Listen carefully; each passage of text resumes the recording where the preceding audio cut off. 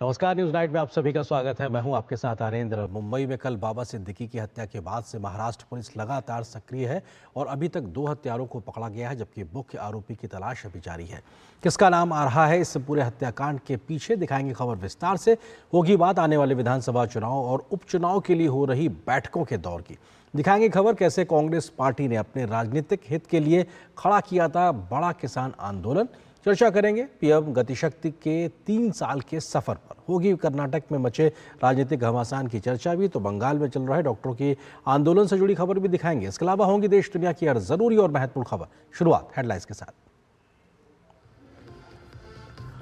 PM Gatishakti योजना के 3 साल। पीएम मोदी ने भारत मंडपम में अनुभूति केंद्र का किया औचक दौरा। योजना के तहत देश भर में परियोजनाओं के कार्यान्वयन की सराहना की। कहा, विकसित भारत के लक्ष्य को हासिल करने में मिल रही है मदद।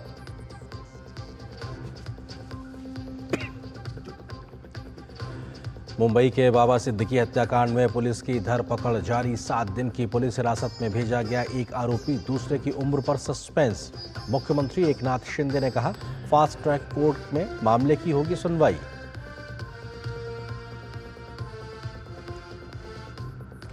बेनकाब हुई किसानों के विरोध के पीछे की साजिश। बड़े किसान नेता गुरनाम सिंह चढ़ूनी का कबूलनामा। कांग्रेस के लिए चुनावी माहौल बनाना था किसान आंदोलन का मकसद।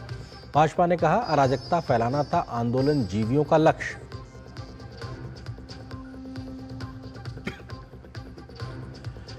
उत्तर प्रदेश उपचुनाव को लेकर दिल्ली में भाजपा अध्यक्ष के घर पर अहम बैठक। अमित शाह, योगी आदित्यनाथ समेत दूसरे बड़े नेता ले रहे हैं हिस्सा।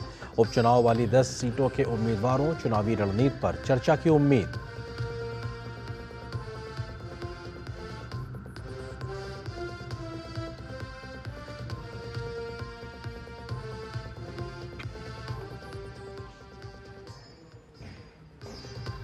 फिर सामने आई बांग्लादेश में हिंदू अल्पसंख्यकों पर अत्याचार की भयावह तस्वीर। स्वतंत्र पत्रकार स्वपन कुमार भद्र की सरेआम पीट पीट कर हत्या किए जाने से सनसनी। स्थानीय कट्टरपंथी समूह पर आरोप।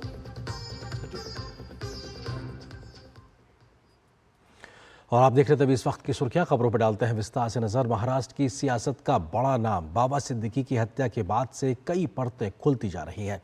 पुलिस ने अब तक 2 हत्यारों को पकड़ लिया है, तो तीसरे की तलाश जारी है। घटना में लॉरेंस बिश्नोई गैंग का नाम सामने आ रहा है, तो पुलिस भी हर एंगल से इस मामले की जांच कर रही है। हत्याकांड के बाद राजनीतिक बयानबाजी का दौर भी लगातार जारी है। विधानसभा चुनाव से पहले इस घटना से राज्य की पूरी सियासत गर्मा गई है।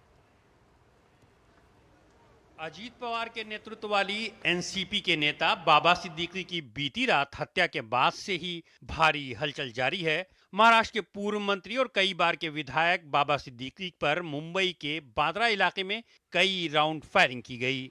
उन्हें तुरंत गंभीर हालत में लीलावती अस्पताल ले जाया गया, जहां उन्होंने दम तोड़ दिया। घटना पर मुंबई पुलिस तुरंत हरकत में आई और आरोपियों को गिरफ्तार कर लिया। एक आरोपी का संबंध हरियाणा जबकि दूसरे का यूपी से है। दोनों आरोपी रविवार शाम मुंबई की एस्प्लेनेड कोर्ट में पेश किए गए, जहां एक आरोपी गुरमेल सिंह को 21 अक्टूबर तक बंबई क्राइम ब्रांच की हिरासत में भेज दिया गया। दूसरे आरोपी धर्मराज कश्यप की आयु का निर्धारण करने के लिए अदालत ने ऑसिफिकेशन टेस्ट कराने के बाद उसे फिर से पेश करने का निर्देश दिया। पुलिस को आरोपियों के पास से 28 जिंदा कारतूस मिले हैं। आरोपियों का संबंध किसी अंतर्राष्ट्रीय गैंग से हो सकता है। 2 आरोपी अभी भी फरार हैं, जिनकी तलाश जारी है। फरार आरोपियों की पहचान शिवा और जीशान के रूप में हुई है। घटना के बाद मामले में लॉरेंस बिश्नोई गैंग का नाम सामने आया। फेसबुक पर एक पोस्ट में वारदात की जिम्मेदारी ली गई। पुलिस ने इसका संज्ञान लेते हुए जांच शुरू कर दी है। हालांकि पोस्ट की प्रामाणिकता या लिखने वाले के संबंध को लेकर कोई पुष्टि अभी नहीं हो पाई है। लॉरेंस बिश्नोई का नाम सामने आने के बाद दिल्ली पुलिस की स्पेशल सेल ने एक टीम मुंबई भेजी है। एक्यूज के पास से 2 पिस्टल और 28 राउंड्स हमने बरामद किए हैं और एक्यूज की कस्टडी जो है 21 तारीख तक हमें मिली है। लॉरेंस बिश्नोई या फिर सलमान खान या फिर और भी कोई एंगल होगा, तो इन सभी एंगल से हम जांच कर रहे हैं। जहां जहां पे हमें बाहर की पुलिस की सहायता चाहिए, उनकी सहायता ली जा रही है और टेक्निकल इन्वेस्टिगेशन, ग्राउंड इन्वेस्टिगेशन और बाकी और सारी चीजों का सहारा लेते हुए हम अभी इस केस को इन्वेस्टिगेट कर रहे हैं। वहीं इस घटना के बाद राजनीतिक प्रतिक्रियाओं का अंबार लग गया। सभी दलों ने घटना की निंदा की तो कुछ दल इसको लेकर राजनीति करने का प्रयास करते दिखाई दिए। महाराष्ट्र सरकार ने स्पष्ट कर दिया है कि घटना की तह तक जाने और न्याय के लिए सभी कदम उठाए जा रहे हैं। मुख्यमंत्री एकनाथ शिंदे ने फास्ट ट्रैक कोर्ट में मुकदमा चलाने का भी ऐलान किया। वहीं राज्य सरकार ने विपक्ष से आह्वान किया कि घटना को राजनीतिक रंग न दिया जाए। ये बहुत ही दुर्भाग्यपूर्ण घटना है, दुखद घटना है और इसमें 2 आरोपी अरेस्ट है। तीनों के ऊपर कड़ी कार्रवाई हो जाएगी। कानून व्यवस्था बनाए रखने के लिए सरकार पूरी तरह ऐसे आरोपी, ऐसे गुनहगारी को वहाँ पर रोक लगाएंगे और ये केस भी जो है फास्ट ट्रैक में ली जाएगी और जल्द से जल्द इनके ऊपर कार्रवाई होगी। हालांकि इंडिया गाड़ी इस मामले पर राजनीतिक बयानबाजी करने से बाज नहीं आया। आगामी विधानसभा चुनाव को देखते हुए राजनीतिक मौका भांपकर तीनों घटक दलों ने साझा प्रेस वार्ता की। शरद पवार, उद्धव ठाकरे और नाना पटोले ने राज्य की कानून व्यवस्था पर सवाल उठाए। कानून व्यवस्था महाराष्ट्र की पूरी बर्बाद हो चुकी है और इसका परिणाम है कि सत्ता पक्ष के भी नेता वहाँ पर सुरक्षित नहीं है, उनकी भी हत्या की जाती है। यहाँ छोटी बच्चियाँ भी सुरक्षित नहीं है, महिलाएं सुरक्षित नहीं है और महाराष्ट्र की स्थिति क्या है अब सबको पता चल रही है। वहीं मृतक बाबा सिद्दीकी के आवास पर उनके समर्थकों के साथ साथ राजनीतिक हस्तियों और जाने माने लोगों का तांता लग गया। मुंबई पुलिस कई राज्यों की पुलिस के साथ तालमेल करके जांच को तेजी से आगे बढ़ा रहा है। पुलिस ने आश्वासन दिया कि जल्द ही सभी गुनहगार कानून के कटघरे में होंगे। Bureau report, DD news. वो खबर यूपी की सियासत से जुड़ी हुई। उत्तर प्रदेश विधानसभा की 10 सीटों पर होने वाले उपचुनाव के मद्देनजर नई दिल्ली में भारतीय जनता पार्टी की इस वक्त अहम बैठक हो रही है। मुख्यमंत्री योगी आदित्यनाथ समेत दूसरे वरिष्ठ नेता बैठक में हिस्सा ले रहे हैं। इसी के साथ राजस्थान पर भी चर्चा की संभावना है। राजस्थान की 7 सीटों के उम्मीदवारों पर भी मुहर लग सकती है। और ये बैठक दिल्ली में पार्टी के अध्यक्ष जेपी नड्डा के घर पर चल रही, जहां पर अमित शाह समेत तमाम बड़े नेता भी मौजूद हैं। और उत्तर प्रदेश की चर्चा के लिए उत्तर प्रदेश के मुख्यमंत्री, उप मुख्यमंत्री समेत पार्टी के राज्य के अध्यक्ष भी मौजूद हैं। भाजपा ने जम्मू कश्मीर और हरियाणा के लिए केंद्रीय पर्यवेक्षकों की नियुक्ति कर दी है। हरियाणा विधानसभा चुनाव के लिए केंद्रीय गृह मंत्री अमित शाह और मध्य प्रदेश के मुख्यमंत्री मोहन यादव को पर्यवेक्षक बनाया गया है। हरियाणा में 17 अक्टूबर को लगातार तीसरी बार भाजपा सरकार का गठन होना है। वहीं जम्मू कश्मीर के लिए पार्टी के राष्ट्रीय महामंत्री तरुण चुग और केंद्रीय मंत्री प्रहलाद जोशी को पर्यवेक्षक नियुक्त किया गया है। इन दोनों विधानसभा चुनाव में भाजपा ने शानदार प्रदर्शन किया। पार्टी ने जहां हरियाणा में जीत की ऐतिहासिक हैट्रिक लगाई, तो वहीं जम्मू कश्मीर में सर्वाधिक वोट शेयर हासिल किया है।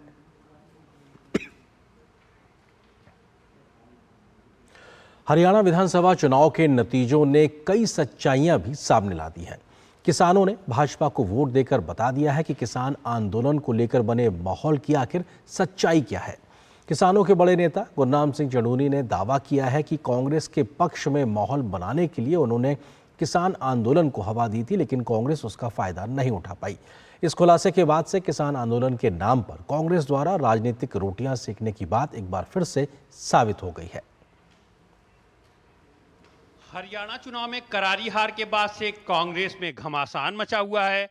आपसी आरोप प्रत्यारोप के बीच भाजपा के खिलाफ तैयार किए गए माहौल की परतें भी खुलने लगी हैं। कांग्रेस के पक्ष में किसानों के लामबंद होने के झूठे दावे की कलई चुनाव में भारी हार के बाद तो खुल ही गई। साथ ही बड़े किसान नेता गुरनाम सिंह चढ़ूनी के खुलासे से पूरे किसान आंदोलन की हवा निकल गई है। हरियाणा में जो माहौल बनाया कांग्रेस के पक्ष में, वो हमने बनाया था, वो किसान वर्ग ने बनाया था। किसान चलो मेरे को नहीं दी थी, दूसरे 2 किसान लीडरों को दे देता, कम से कम लोगों के अंदर ये तो जाता कि हाँ अब किसानों का कौन है जी, बीजेपी। वैसे किसानों की तो हमने कांग्रेस नजदीक नहीं लगाती, फिर कहाँ जाएंगे ये। इसलिए हम आप खड़े हुए, रमेश दलाल खड़ा हुआ, हर्ष शिकारा खड़ा हुआ, मैं खड़ा हुआ, और भी कई लोग प्रयास में थे, लेकिन वो नहीं हो पाए। गुरनाम सिंह चढ़ूनी हरियाणा में भारतीय किसान यूनियन के प्रमुख हैं। 2020-21 के किसान आंदोलन के प्रमुख नेताओं में से एक थे। 3 कृषि कानूनों के विरोध में दिल्ली को जाम करने के आंदोलन में शामिल थे। हरियाणा विधानसभा चुनाव में इस किसान नेता को किसानों का ही समर्थन नहीं मिला। कुरुक्षेत्र जिले की पिहोई विधानसभा सीट से चुनाव लड़ने वाले चढ़ूनी की बुरी तरह हार हुई। विधानसभा चुनाव में चढ़ूनी को मिले सिर्फ 1170 वोट। चढ़ूनी की जमानत भी नहीं बची। गुरनाम सिंह चढ़ूनी के दावों के बाद से भाजपा देश को गुमराह करने के लिए हमलावर है। चढ़ूनी साहब खुद कह रहे हैं कि हाथी के दांत खाने के कुछ और है, खाने के कुछ और है। कांग्रेस सिर्फ हवाबाजी करती है। किसानों के लिए ठीक किसी ने काम किया तो प्रधानमंत्री मोदी जी ने किया। हरियाणा का किसान ये जान चुका था कि कांग्रेस पार्टी किसान विरोधी पार्टी है, राहुल गांधी किसान विरोधी हैं। तभी उन्होंने प्रधानमंत्री नरेंद्र मोदी जी के विकास के रथ को चुना, जिसमें किसानों के बैंक अकाउंट में किस्त पहुंचती है किसान सम्मान निधि की। किसान आंदोलन के एक और सूत्रधार और स्वराज पार्टी के नेता योगेंद्र यादव भी पूरे चुनाव प्रचार के दौरान कांग्रेस के पक्ष में माहौल बनाते दिखे। हरियाणा में नेताओं के घर का घेराव हो या हरियाणा सरकार पर निशाना साधने का मामला हो, योगेंद्र यादव हर तरह से किसान आंदोलन में जान फूंकने में आगे रहे। उन्होंने कांग्रेस के लिए खुलकर वोट मांगा। मैं कांग्रेस पार्टी से नहीं हूं। आज मैं कांग्रेस का वोट मांगने के लिए क्यों आया हूं आपके बीच? इसलिए कि आज इस देश में और हरियाणा प्रदेश में झूठ की सरकार है। खुद को किसान नेता बताने वाले ये लोग न सिर्फ अपना हित साध रहे हैं, बल्कि ये भी बता रहे हैं कि आखिर इनको शह देने वाला कौन है और किसके इशारे पर ये काम कर रहे हैं। शायद जनता इनकी नीति और नीयत से वाकिफ थी और जब इन्हें वोट से छोड़ दिया तो ऐसे कई चेहरे अपने आप ही बेनकाब हो गए। कांग्रेस ने जिन लोगों के सहारे किसान आंदोलन को खड़ा करने का काम किया था, आज वही लोग कांग्रेस की सच्चाई को देश के सामने रख रहे हैं। Bureau report, DD news. और खबर देश के विकास से जुड़ी खबर की। पीएम गतिशक्ति योजना को लागू हुए आज 3 साल पूरे हो गए हैं। देश के ढांचागत विकास को रफ्तार देने और ज़मीनी जो समस्याएं हैं उसको तकनीक के साथ दूर करने के उद्देश्य से ये योजना शुरू की गई थी। बीते 3 वर्षों में इस योजना से देश में मल्टी मॉडल ट्रांसपोर्ट सिस्टम पर खासा काम हुआ है, तो लॉजिस्टिक कॉस्ट में बड़ी कमी आई है और लाखों रोजगार के नए अवसर भी पैदा हुए हैं। पीएम गति शक्ति के 3 साल पूरे होने के मौके पर प्रधानमंत्री नरेंद्र मोदी ने दिल्ली स्थित भारत मंडपम के पीएम गति शक्ति अनुभूति केंद्र का औचक भ्रमण किया। पीएम मोदी ने अनुभूति केंद्र में योजना की उपलब्धियों को देखा तो बीते 3 वर्षों में इस योजना के तहत किए गए कामों पर भी खुशी जाहिर की। प्रधानमंत्री मोदी ने इस मौके पर कहा कि विकसित भारत के संकल्प को पूरा करने में पीएम गति शक्ति बड़ा रोल अदा कर रही है। नेशनल मास्टर प्लान के आधार पर देश के ढांचागत विकास को रफ्तार देने के लिए 156 बड़ी कमियों को खोजकर सुधार किया जा रहा है, जिससे लास्ट माइल कनेक्टिविटी का काम तेजी से हुआ है। 7 बड़े सेक्टर में मल्टी मॉडल ट्रांसपोर्ट सिस्टम को विकसित करके देश में विश्व स्तरीय न्यू जनरेशन इंफ्रा तैयार किया जा रहा है। पीएम मोदी ने भारत मंडपम में ODOP अनुभूति केंद्र का भी दौरा किया और वोकल फॉर लोकल के लिए किए जा रहे प्रयासों पर भी खुशी जाहिर की। 3 साल पहले 15 अगस्त 2021 को प्रधानमंत्री नरेंद्र मोदी ने पीएम गति शक्ति राष्ट्रीय मास्टर प्लान का ऐलान किया था। इस योजना के 3 साल पूरे होने पर प्रधानमंत्री मोदी ने इस मास्टर प्लान की सराहना की। केंद्रीय वाणिज्य एवं उद्योग मंत्री पीयूष गोयल सहित विभिन्न केंद्रीय मंत्रियों और कई राज्यों के मुख्यमंत्रियों ने भी पीएम गति शक्ति योजना के 3 साल पूरे होने पर जमकर सराहना की। गौरतलब है कि पीएम गति शक्ति योजना देश के बुनियादी ढांचे को बेहतर बनाने के उद्देश्य से शुरू की गई है। इसके जरिए देश में विश्व स्तरीय बुनियादी ढांचा तैयार करने की कोशिश की जा रही है, तो कनेक्टिविटी में सुधार करना, आर्थिक विकास को बढ़ावा देना और नागरिकों के जीवन की गुणवत्ता में सुधार करना इसका मुख्य उद्देश्य है। पीएम गति शक्ति मल्टी मॉडल कनेक्टिविटी 16 करोड़ रुपए का नेशनल मास्टर प्लान है। इस योजना के तहत केंद्र सरकार के 44 मंत्रालयों और 36 राज्यों के बीच तालमेल स्थापित कर देश में चल रहे सड़क, रेल, तेल और गैस जैसे मंत्रालयों के प्रोजेक्ट्स को एक डिजिटल प्लेटफॉर्म पर लाया गया है। इससे काम में तेजी आई है और लागत भी कम हुई है। इससे देश के इंफ्रास्ट्रक्चर विकास के साथ साथ देश में लाखों युवाओं को रोजगार भी मिल रहा है। Bureau report, DD news. और यहाँ पर एक छोटे से ब्रेक के लिए रुकते हैं। MDH का किचन किंग किचन में हो तो हम सब कुछ बना सकते हैं। बैंगन का भरता, आलू गोभी, भिंडी मसाला और भी बहुत कुछ। MDH सारी झुर्रियाँ भर देती हैं, दीवार हमवार कर देती हैं। तो पुट्टी भर ले, हाँ पुट्टी भर ले। वंडर वॉल पुट्टी दे एक परफेक्ट फिनिश।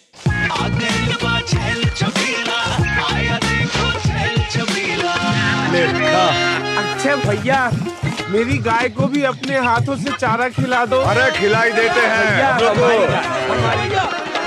हमारी गाय भैया। क्या हो गया, पूरा का पूरा गांव यहाँ आ गया। अच्छा भैया, इसी हाथ से चारा खिलाते हो, तभी तो आपके गाय भैंसों की ब्यात सबसे ज्यादा है। अरे पगले, ये चमत्कार इस हाथ का नहीं, हाथ में जो कपिला पशु आहार है उसका है, जो पशुओं की सेहत अच्छी रखता है और ब्यात भी बढ़ाता है। ले जाओ।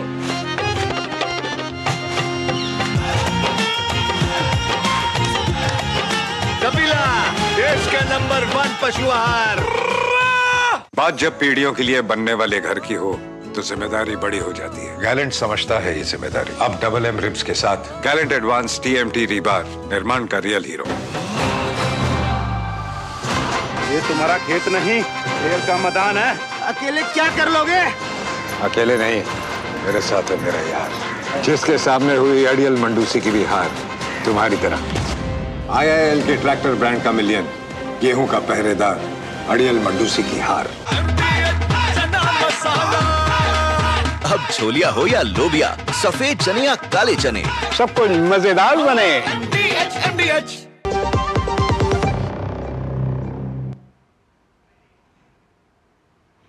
और ब्रेक के बाद एक बार आपका स्वागत है। हम ब्रेक पे जाने से पहले जिक्र कर रहे थे PM गति शक्ति योजना की। कुछ आंकड़ों के नजरिए से बताते हैं कि आखिर कैसे 3 साल का एक महत्वपूर्ण सफर रहा है इस पूरी योजना का और क्या कुछ बड़े फायदे निकल के आए। क्योंकि 3 साल बेमिसाल 44 मंत्रालय, 36 राज्य और केंद्र शासित प्रदेश एक पोर्टल पर जुड़े हुए, यानी इंटीग्रेशन के साथ में ये तमाम मंत्रालयों और राज्यों को एक साथ लाया गया है विकासोन्मुखी योजनाओं के लिए। 7 बड़े सेक्टर्स हैं जिसमें रेलवे, सड़क, पोर्ट, जलमार्ग, एयरपोर्ट, मास ट्रांसपोर्ट और लॉजिस्टिक इंफ्रा। तो इन तमाम 7 सेक्टर्स को एक तरीके से एक इंटीग्रेशन दिया गया है ताकि आइसोलेशन में काम ना हो, साइलोशन में काम ना हो, एक साथ मिलके काम आगे बढ़ सके और एक तरीके से डुप्लीकेशन से बचा जाए। प्रोजेक्ट की हो रही है रियल टाइम मॉनिटरिंग और इसके लिए एक तरीके से GPS का भी प्रयोग किया जाता है, सैटेलाइट का भी प्रयोग किया जाता है ताकि रियल टाइम मॉनिटरिंग हो सके, फैसले लेने में सहूलियत होती है और गलतियों को कम से कम करने में मदद मिलती है।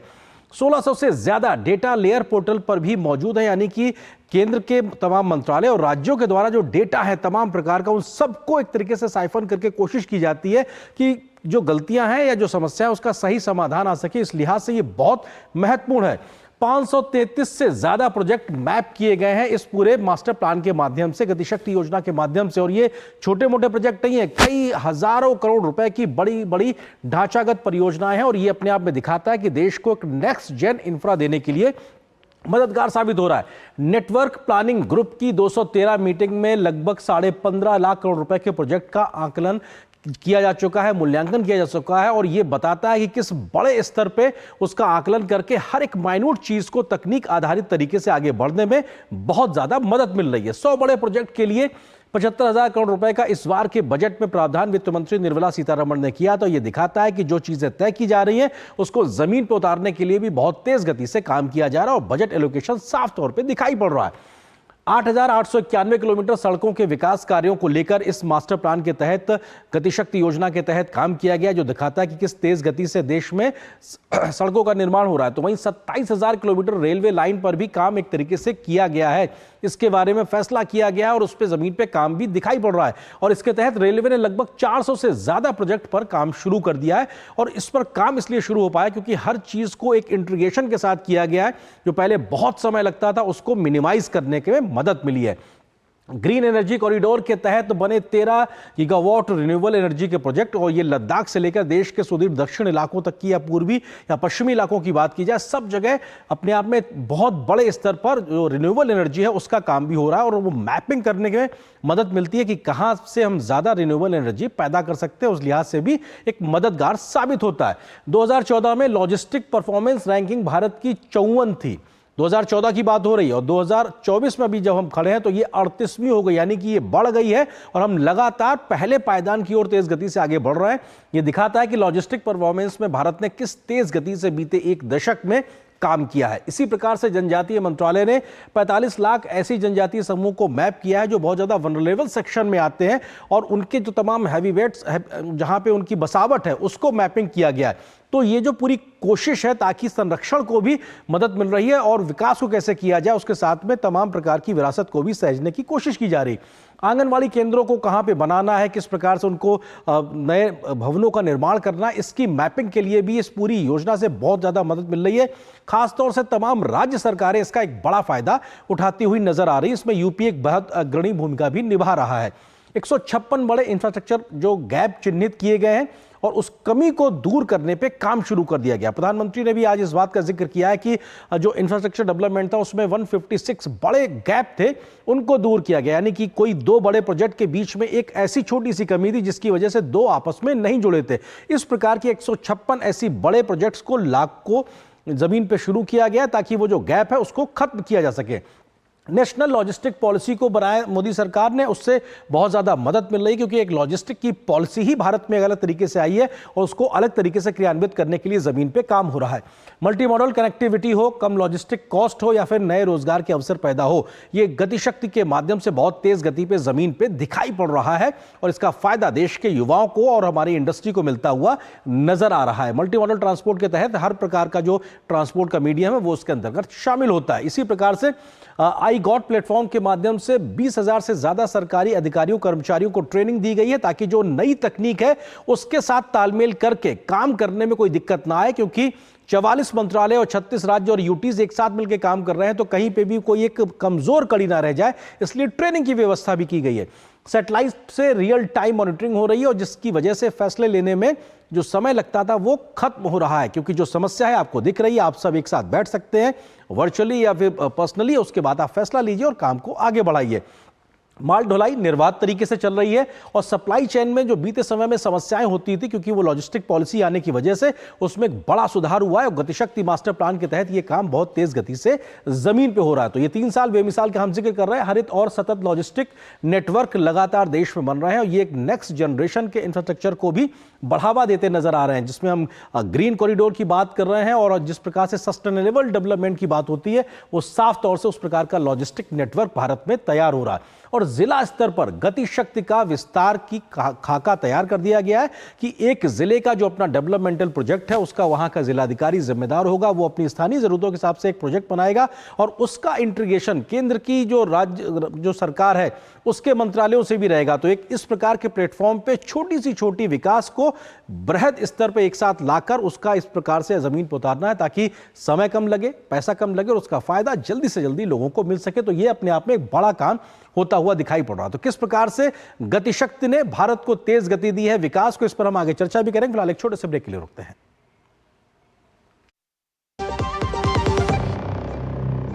सारी छुर्रियां भर देती हैं, दीवार हमवार कर देती हैं। तो पुट्टी भर ले, हाँ पुट्टी भर ले। वंडर वॉल पुट्टी दे एक परफेक्ट फिनिश। दादी के हाथों का जादू और खुशबू से महकता घर। MDH गरम मसाला, असली मसालों से भरा हूँ मैं, क्योंकि हर रिश्ता है स्वाद से जुड़ा। बात जब पीढ़ियों के लिए बनने वाले घर की हो तो जिम्मेदारी बड़ी हो जाती है। गैलेंट समझता है ये जिम्मेदारी। अब डबल M रिब्स के साथ गैलेंट एडवांस TMT रीबार, निर्माण का रियल हीरो। जल्दी करो यार प्लीज, जल्दी। दूसरा कोई मैच है क्या? ऐसा ही कुछ है यार, बैंक जाना है दादाजी को लेके। हाँ यार, उम्र होने पर कभी कभी मदद तो लगती है, पर बैंकिंग में नहीं। वैसे भी RBI कहता है सीनियर सिटीजन सबसे पहले। अगर आप 70 साल से ऊपर हैं और आप बैंक नहीं जा सकते तो बैंक आएगा आपके पास जरूरी सेवाएं लेकर, वो भी वाजिब दरों पर। सीनियर सबसे पहले। RBI कहता है जानकार बनिए, सतर्क रहिए। बेटियां घर की रौनक हैं, बेटियां घर संवारती हैं, बेटियां पीढ़ियां सजाती हैं, बेटियां घर की बुनियाद कहलाती हैं। बेटियों को सलाम करता है मोंगिया स्टील, स्टील का बादशाह। गोल्डी मसाले के 100 ग्राम के स्पेशल पैक्स में फ्रेशनेस लॉक है। ऐसे गोल्डी मसाले जहां जाएं रिश्ते बनाएं। और ब्रेक के बाद आपका स्वागत है। और ब्रेक पर जाने से पहले हम जिक्र कर रहे थे पीएम गति शक्ति योजना के, इस पर हम चर्चा करेंगे। इससे जुड़ा है हमारा विशेष, विकास को मिली गति शक्ति, क्योंकि गति शक्ति की वजह से देश में एक बड़ा विकास को पुश मिला है। और इस विषय पर बात करने के लिए बहुत ही खास मेहमान हमारे साथ मौजूद है, प्रोफेसर डॉक्टर मनोज चौधरी जी, जो कि वाइस चांसलर हैं गति शक्ति विश्वविद्यालय के। सर बहुत स्वागत है दूरदर्शन न्यूज़ के लिए, शुक्रिया आज समय निकालने के लिए। सवाल सर यही, 3 साल में क्या एक बड़ा बदलाव काम करने में, हमारे वर्क कल्चर में और ज़मीन पे उसको उतारने में आया है? क्योंकि इस इंटीग्रेशन का जो फायदा है वो आंकड़ों में तो बहुत दिखाई पड़ रहा है। किस प्रकार का एक बड़ा बदलाव आप देख रहे हैं?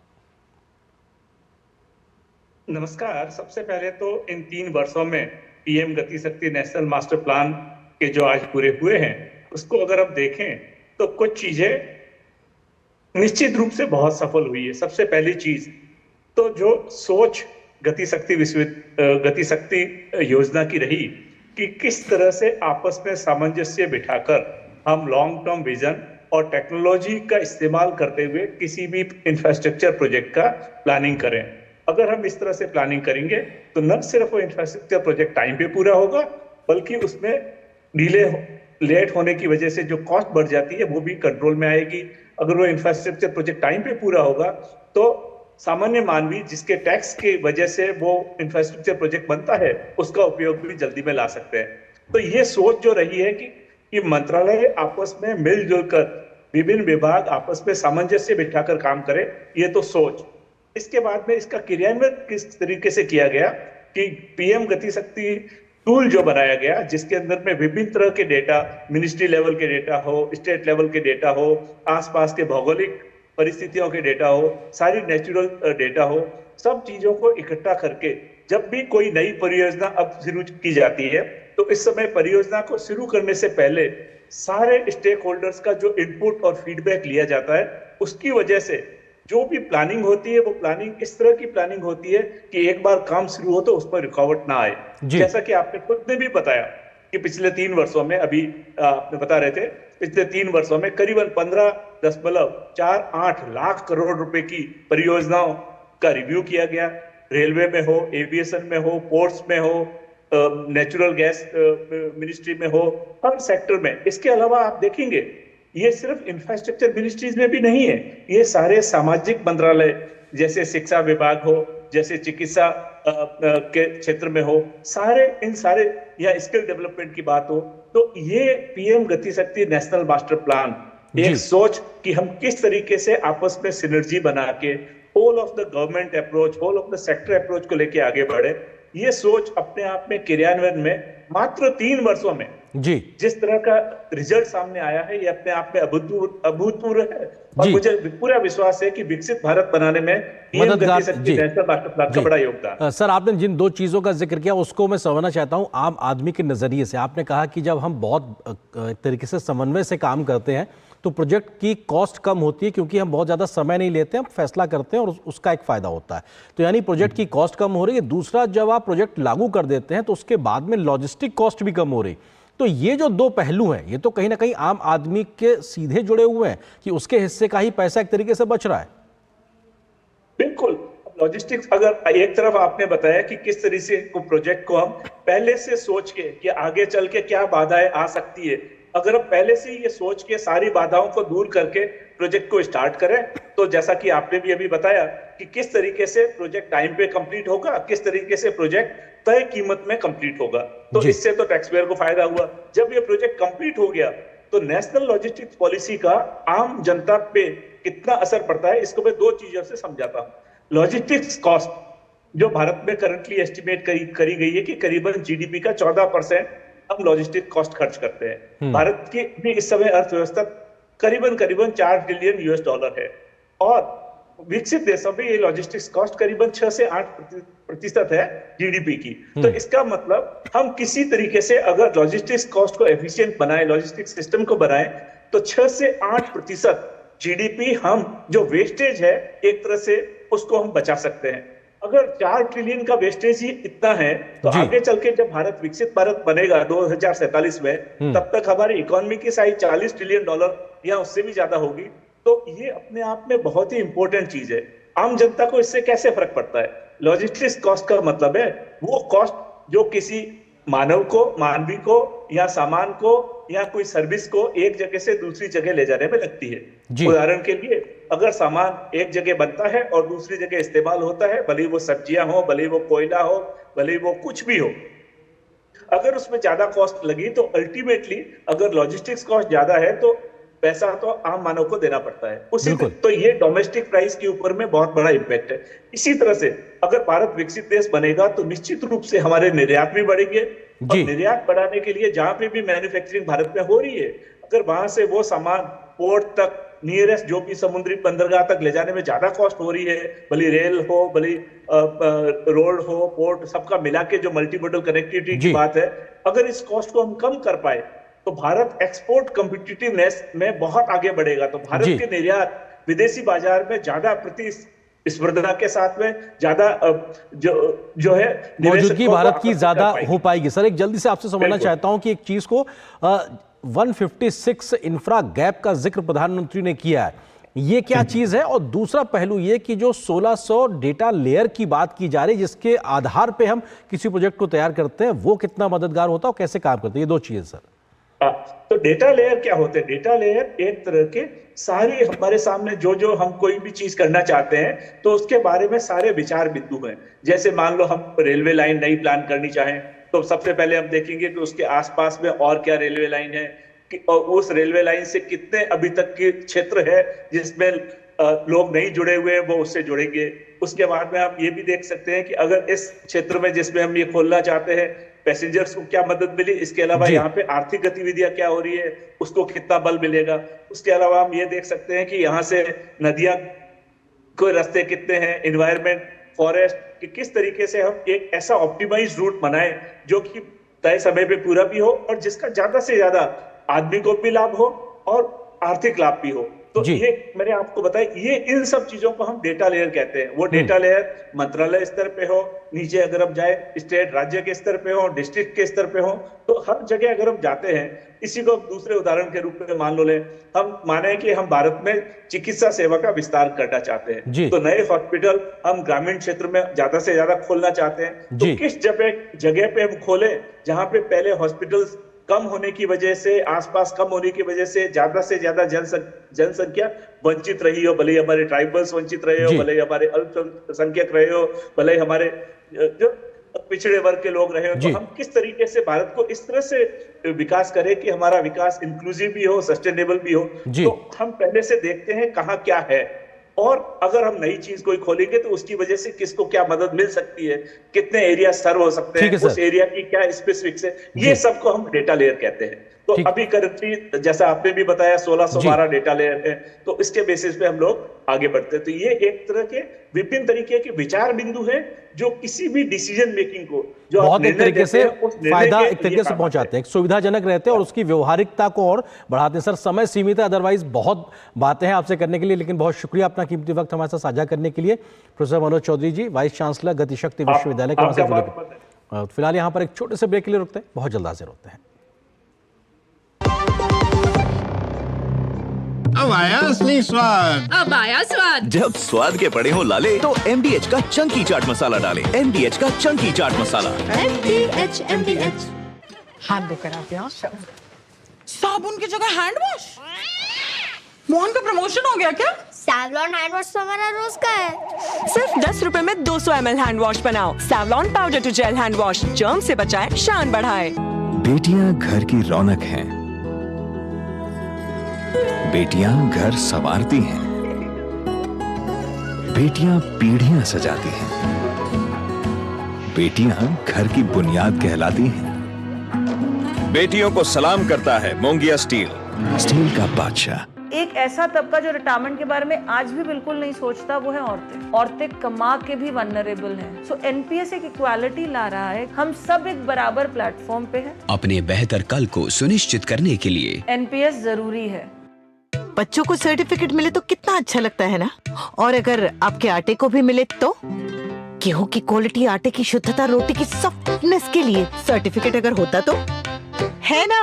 आशीर्वाद आटा का क्वालिटी सर्टिफिकेट, पैक स्कैन करो, खुद चेक करो। आशीर्वाद आटा, क्वालिटी का वादा, लिख के ले लो। गोल्डी मसाले के 100 ग्राम के स्पेशल पैक्स में फ्रेशनेस, लॉक ऐसे गोल्डी मसाले जहां जाए रिश्ते बनाए। सारी झुर्रियां भर देती हैं, दीवार हमवार कर देती हैं। तो पुट्टी भर ले, हाँ पुट्टी भर ले। वंडर वॉल पुट्टी दे एक परफेक्ट फिनिश। ब्रेक के बाद रुक करते कुछ और महत्वपूर्ण खबरों की ओर। बांग्लादेश में अल्पसंख्यक हिंदू समुदाय के खिलाफ हिंसा का दौर जारी है। बांग्लादेश में एक हिंदू स्वतंत्र पत्रकार स्वप्न कुमार भद्र की शनिवार को मैमनसिंह में उनके घर के सामने ही निर्ममता से हत्या कर दी गई। तालिबान और आईएसआईएस अंदाज में हत्यारों ने उनकी कलाई से बाईं हथेली काट कर अलग कर दी। 65 वर्षीय मृतक स्वप्न कुमार भद्र तारकंडा प्रेस क्लब के उपाध्यक्ष भी थे। कांग्रेस अध्यक्ष मल्लिकार्जुन खड़गे के विवादित बयान पर भाजपा के अध्यक्ष जेपी नड्डा ने पलटवार किया है। उन्होंने कहा कि लगातार हार पर हार की हताशा और निराशा में खड़गे वैचारिक दिवालियेपन के शिकार होते जा रहे हैं। कांग्रेस के अर्बन नक्सल्स होने के जवाब में मल्लिकार्जुन खड़गे जी का कल ही जो भाजपा को आतंकी कहने का बयान आया, कांग्रेस की इसी हताशा और वैचारिक शून्यता को दर्शाता है। कांग्रेस बताए संसद पर हमला करने वाले दोषी आतंकी अफजल गुरु की फांसी को रुकवाने के लिए आधी रात को सुप्रीम कोर्ट के दरवाजे किस किसने खटखटाए थे? बाटला हाउस एनकाउंटर में हुई आतंकियों की मौत पर कौन फूट फूट कर रोया था? कांग्रेस बताए सर्जिकल स्ट्राइक और एयर स्ट्राइक पर सवाल किसने उठाए थे? हर दिन भारत के खिलाफ साजिशें रचने वाला पाकिस्तान कांग्रेस का हमदर्द कैसे है? कांग्रेस बताए उसने चीन की सत्ताधारी पार्टी से एमओयू साइन क्यों किया और वो एमओयू क्या है? कांग्रेस ये भी बताए कि जब धारा 370 पारित हो रही थी उस समय कांग्रेस विरोध में क्यों खड़ी हुई थी? मेरी कांग्रेस अध्यक्ष सम्माननीय मल्लिकार्जुन खड़गे जी से और कांग्रेस के अन्य नेताओं को भी एक सलाह है कि वो कुछ भी बोलने से पहले अपने गिरेबान में झांक कर देख लें। खड़गे जी, हरियाणा की हार पर आपको एक आत्ममंथन, आत्मचिंतन करने की जरूरत है। कोलकाता में महिला डॉक्टर के साथ रेप और मर्डर के मामले में महीनों बीत जाने के बाद भी जूनियर डॉक्टर्स का प्रदर्शन जारी है। भूख हड़ताल कर रहे डॉक्टरों की अब तबीयत बिगड़ने लगी है, जिसके बाद प्रदर्शनकारी डॉक्टरों का रोष बढ़ता जा रहा है। इस पूरे मामले में भाजपा भी ममता सरकार पर लगातार हमलावर बनी हुई है। कोलकाता आरजीकर मेडिकल कॉलेज के जूनियर डॉक्टरों का आमरण अनशन लगातार 9वें दिन भी जारी है, लेकिन अब स्थिति गंभीर होती जा रही है। अनशन पर बैठे कुछ डॉक्टरों की हालत ठीक नहीं है और उन्हें अस्पताल में भर्ती कराया गया है। वहीं इंडियन मेडिकल एसोसिएशन जूनियर डॉक्टरों के समर्थन में एकजुटता दिखाते हुए सभी स्थानीय विभागों पर आयोजित आमरण अनशन में शामिल हुए। साथ ही भारतीय चिकित्सा संघ IMA ने पश्चिम बंगाल की मुख्यमंत्री ममता बनर्जी से स्थिति बिगड़ने से पहले हस्तक्षेप करने का आग्रह किया। उधर 65 दिनों से चल रहे विरोध प्रदर्शन के बीच ट्रेनी डॉक्टर अभया को न्याय दिलाने के लिए जारी जूनियर डॉक्टरों के आमरण अनशन को federation of all India medical association FAIMA ने भी समर्थन किया है। फाइमा ने देश भर के सभी मेडिकल एसोसिएशन और रेजिडेंट डॉक्टरों से 14 अक्टूबर 2024 से वैकल्पिक सेवाओं का बहिष्कार शुरू करने का आह्वान किया है। इस बीच जूनियर डॉक्टरों ने 10 मांगों को सामने रखा है। ट्रेनी डॉक्टर अभया को फौरन न्याय दिलाने, स्वास्थ्य सचिव के इस्तीफे की मांग की गई है। स्वास्थ्य क्षेत्र में भ्रष्टाचार की जिम्मेवारी भी सरकार से लेने की मांग की गई है। केंद्रीय रेफरल प्रणाली को तुरंत लागू करने, सरकारी अस्पतालों में बिस्तरों की उपलब्धता के लिए डिजिटल प्रणाली अपनाने, सभी मेडिकल कॉलेज में विशेष task force, CCTV, on call room, bathroom helpline number और पैनिक बटन की व्यवस्था, पुख्ता पुलिस सुरक्षा व्यवस्था उपलब्ध कराने की बात कही गई है। इसके साथ ही थ्रेट कल्चर के लिए जांच समिति का गठन, दोषियों के लिए सजा का प्रावधान और राज्य स्तर पर एक जांच समिति का गठन करने की मांग की गई है। वहीं पश्चिम बंगाल भाजपा के अध्यक्ष सुकांत मजूमदार ने भी डॉक्टरों के समर्थन में एक प्रेस रिलीज जारी की है और भाजपा कार्यकर्ताओं से विरोध प्रदर्शन में बढ़ चढ़कर हिस्सा लेने को कहा है। इधर आमरण अनशन कर रहे जूनियर डॉक्टर अनुस्तुप मुखर्जी की तबीयत बिगड़ने को लेकर दिल्ली एम्स RDA के उपाध्यक्ष डॉक्टर स्वर्णकर दत्त ने चिंता जाहिर की है। अपने सोशल मीडिया हैंडल एक्स पर उन्होंने लिखा कि अनुस्तुप मुखर्जी की बेहतरी के लिए दुआ करें।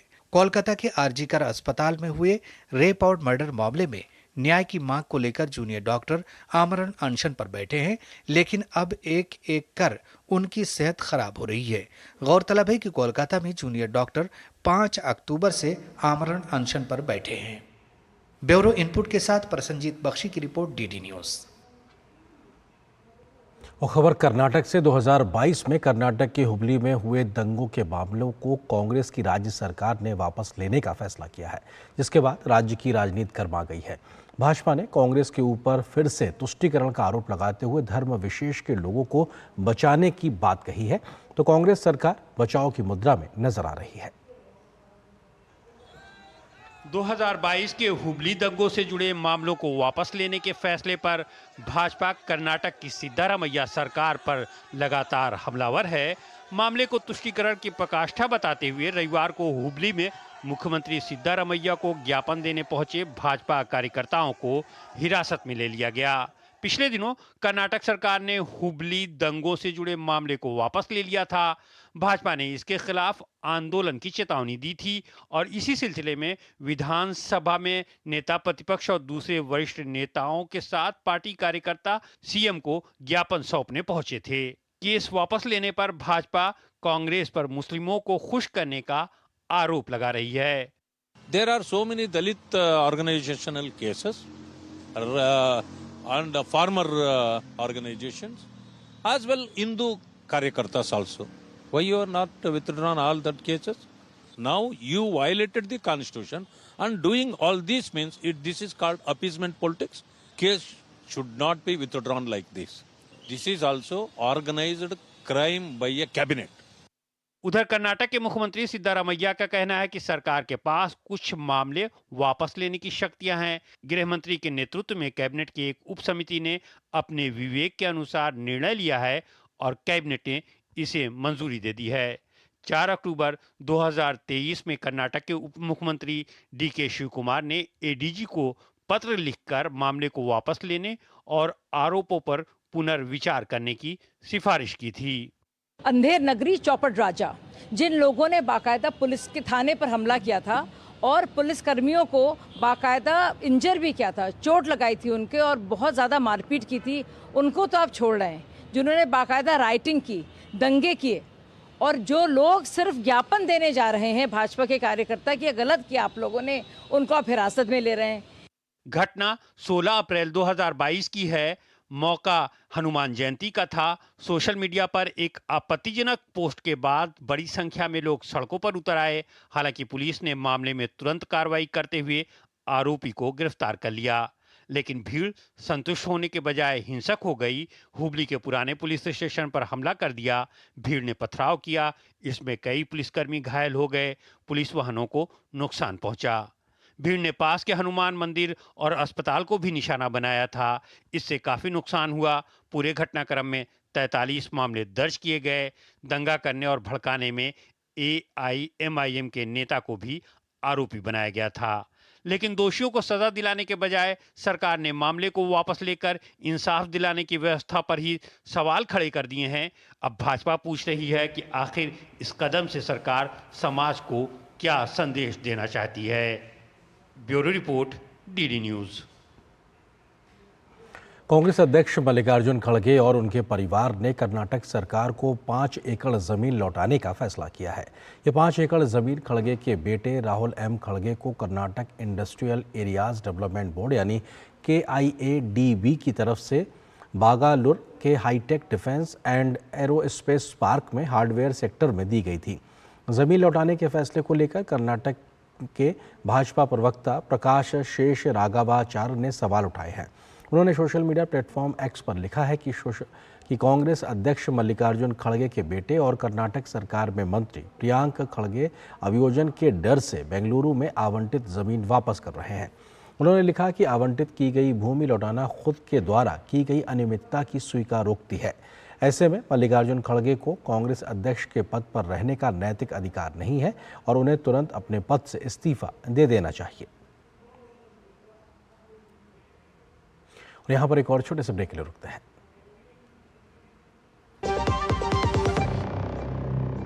बढ़िया है। प्राकृतिक हल्दी, मिर्ची, धनिया। नहीं, मिर्ची, धनिया, हल्दी, MDH। सारी झुर्रियाँ भर देती हैं, दीवार हमवार कर देती हैं। तो पुट्टी भर ले, हाँ पुट्टी भर ले। वंडर वॉल पुट्टी दे एक परफेक्ट फिनिश। बात जब पीढ़ियों के लिए बनने वाले घर की हो तो जिम्मेदारी बड़ी हो जाती है। गैलेंट समझता है ये जिम्मेदारी। अब डबल M रिब्स के साथ गैलेंट एडवांस TMT रीबार, निर्माण का रियल हीरो। जय भवानी, जय शिवाजी। शिवबाही यहाँ के रगों में बहे।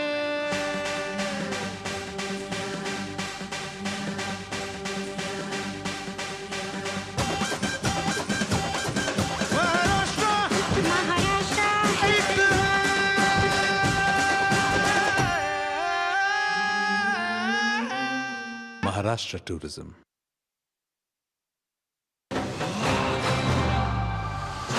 ये तुम्हारा खेत नहीं, खेल का मैदान है। अकेले क्या कर लोगे? अकेले नहीं, मेरे साथ है मेरा यार, जिसके सामने हुई अड़ियल मंडूसी की भी हार तुम्हारी तरह। IIL के ट्रैक्टर ब्रांड का मिलियन, गेहूं का पहरेदार, अड़ियल मंडूसी की हार।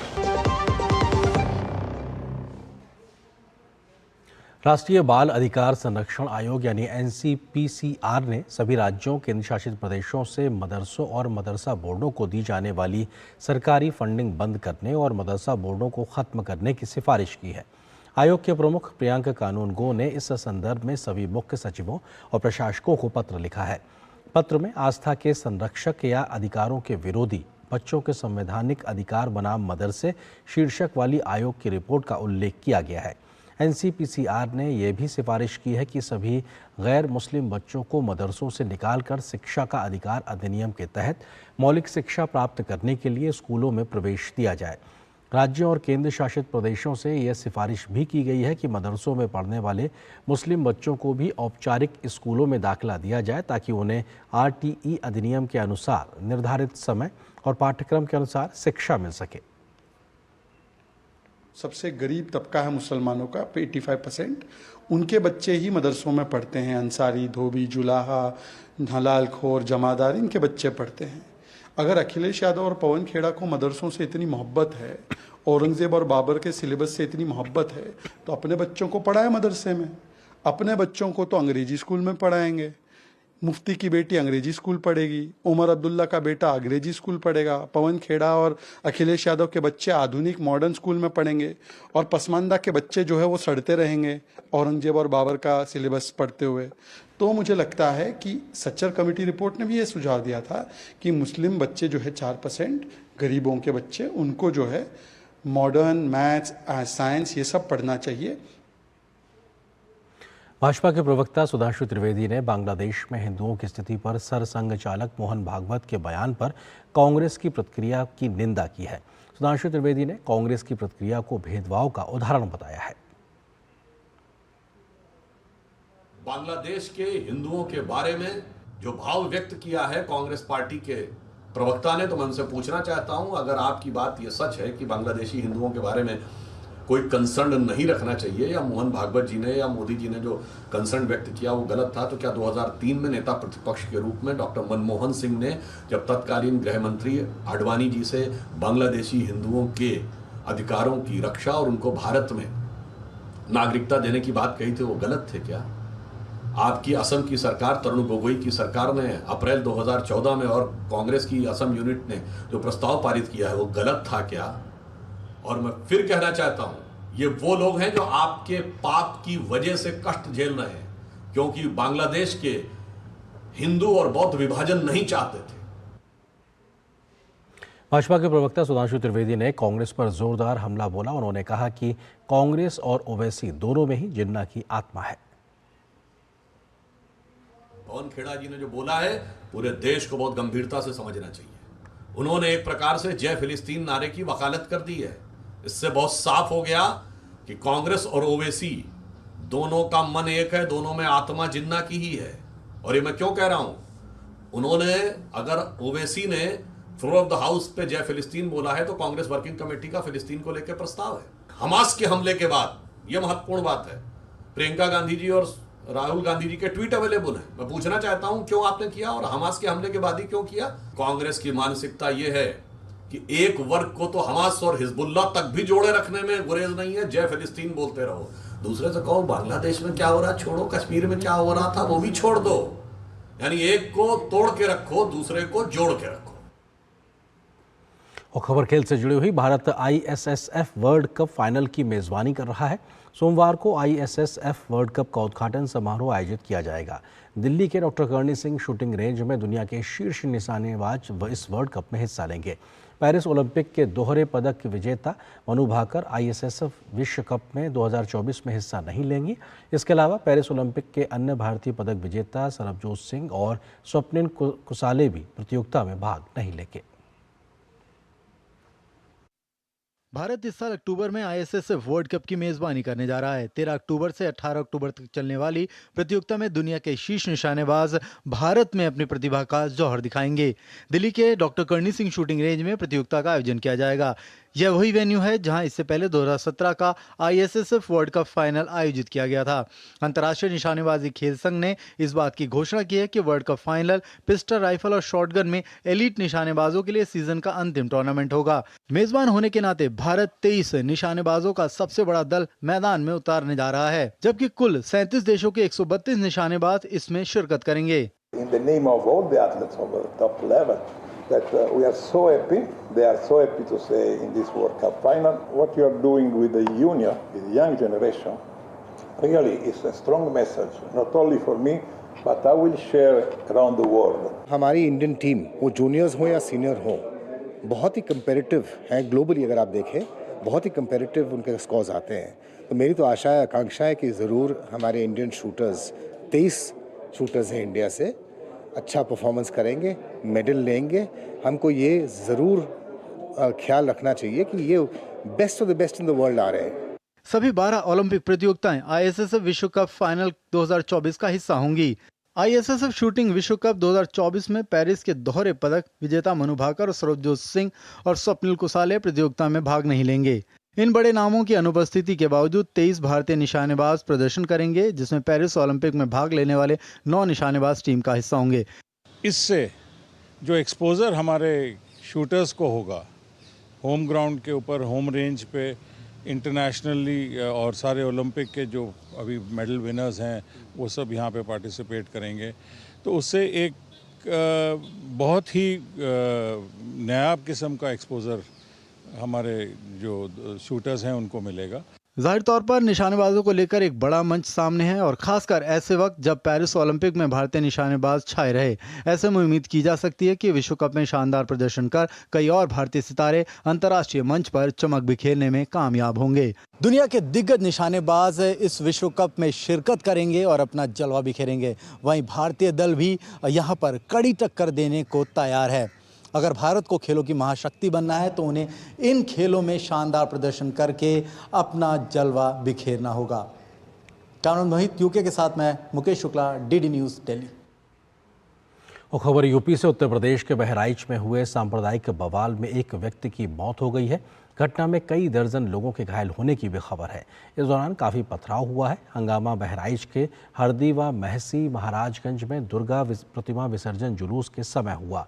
बवाल में 2 लोगों को गोली लगी, जिनमें 20 वर्षीय राम गोपाल की मृत्यु हो गई, जबकि 30 वर्षीय राजन गोली लगने से घायल है। घटना के बाद इलाके में भारी जनाक्रोश है। मृतक के शव को सड़क पर रखकर प्रदर्शन भी किया गया।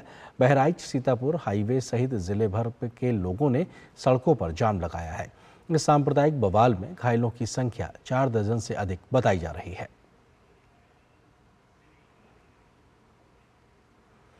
और न्यूज़ नाइट के अंत में आपको छोड़ जाते हैं कुछ और राष्ट्रीय महत्व की खबरों के साथ। फटाफट अंदाज में आप देखिए इन खबरों को। मुझे दीजिए अनुमति। नमस्कार। राष्ट्रपति द्रौपदी मुर्मू अल्जीरिया, मॉरिटानिया और मलावी की 7 दिवसीय यात्रा पर हैं। ये किसी भी भारतीय राष्ट्राध्यक्ष का 3 अफ्रीकी देशों की पहली यात्रा है।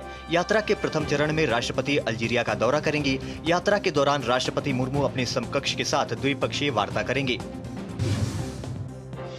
उत्तराखंड के रुड़की के पास ढंडेरा रेलवे स्टेशन के ट्रैक पर गैस सिलेंडर मिलने से हड़कंप मच गया। आशंका जताई जा रही है कि मालगाड़ी को पटरी से उतारने की साजिश के तहत सिलेंडर को ट्रैक पर रखा गया था। दुनिया भर में प्रसिद्ध कुल्लू दशहरा की शुरुआत हो गई है। 19 अक्टूबर तक चलने वाले कुल्लू दशहरा में इस बार लगभग 25 देशों के सांस्कृतिक दल शामिल हो रहे हैं। उत्सव को सफल बनाने के लिए दशहरा समिति की ओर से 332 देवी देवताओं को निमंत्रण भेजा गया है।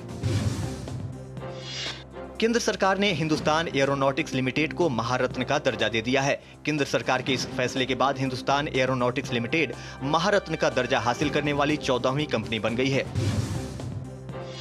तमिलनाडु के पुद्दुकोटई में भारी बारिश के बाद रिहायशी इलाकों में भारी जल जमाव हो गया। पानी जमा हो जाने से कई जगहों पर यातायात प्रभावित हो गई। मौसम विभाग ने अगले कुछ दिनों के लिए राज्य में आंधी और तूफान के साथ मध्यम बारिश का अलर्ट जारी किया है।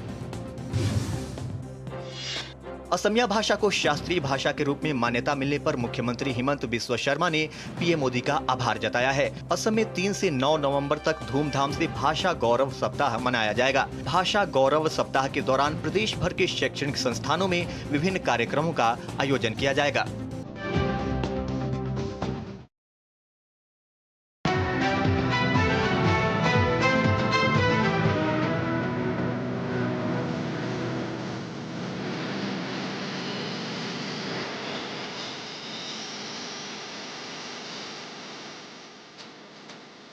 न्यूज नाइट के प्रायोजक थे वंडरवॉल पुट्टी, एक परफेक्ट फिनिश, और गैलेंट एडवांस टीएमटी रेबार, निर्माण का रियल हीरो।